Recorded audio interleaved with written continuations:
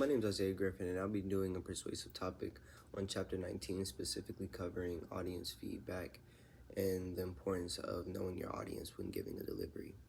So, audience analysis involves identifying the audience and adapting a speech to their interests, level of understanding, attitudes, and beliefs.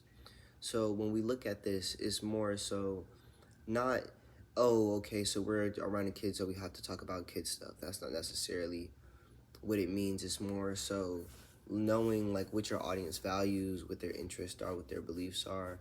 Like for example, you wouldn't give the same delivery to a group of religious members as you would a teenage group, or you wouldn't give the same delivery to a group of elderly than you would a group of radical youngsters. So it's just like you want to make sure that your message is being effectively communicated and that it's being understood effectively, because the delivery is an important part.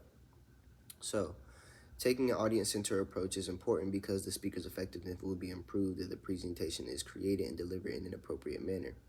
Identifying the audience doing extensive research is often difficult, so audience adaptation relies on healthy use of imagination.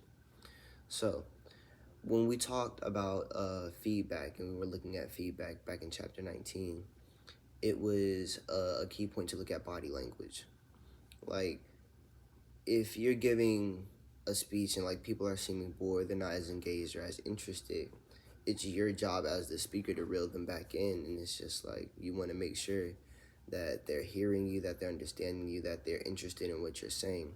And who wants to give a boring speech? So just make sure that like when you are speaking, you're staying like steadfast in your words. You're not stumbling over yourself. You're not crossing ideas. You're making sure that you're staying vital, that you're staying pivotal, and that you're making sure that the information is being communicated directly to your audience.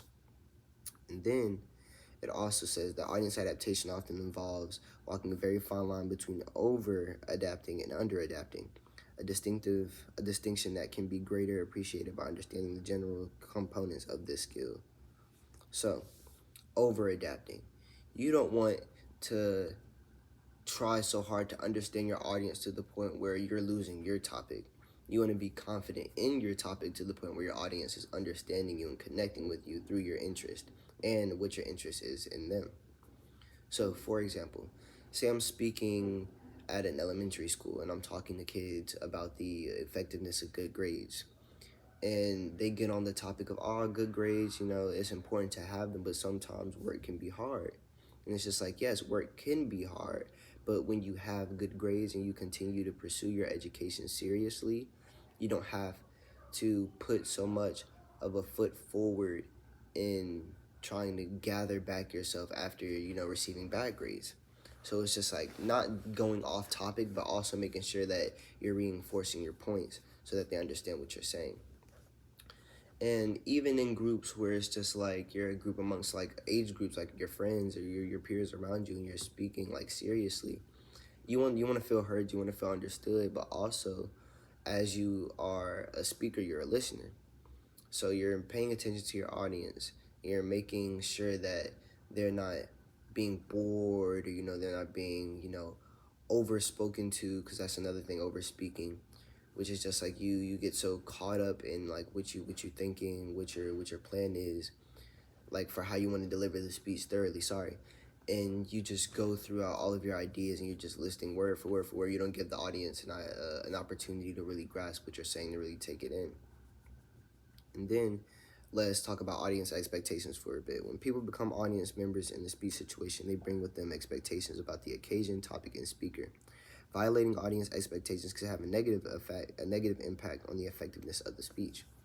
So, when we're talking about audiences and their expectations for you, that's basically saying if you're going to give a passionate speech, make sure that your speech is passionate. Make sure in points where you should have hit that nail a little harder, like if you're getting sentimental, those opportunities are expected. And it's just like you get those reactions out of your audience and it's almost simultaneous, but it's just like you want to make sure that you use those opportunities to connect with your audience, because if not, they're going to use that as a reason to not find interest in what you're saying, which can lead, like I said earlier, to boredom and problems like that.